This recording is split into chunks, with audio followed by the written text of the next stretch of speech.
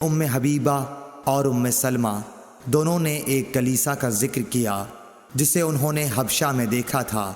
اس میں مورتیں، تصویریں تھیں۔ انہوں نے اس کا تذکرہ نبی کریم صلی اللہ علیہ وسلم سے بھی کیا۔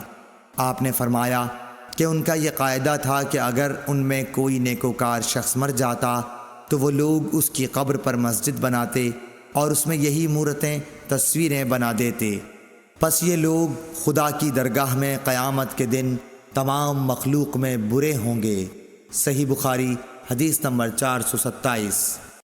حضرت ام سلمہ رضی اللہ تعالی عنہا نے حضرت صلی اللہ علیہ وسلم سے ایک گرجا کا ذکر کیا جس کو انہوں نے حبش کے ملک میں دیکھا۔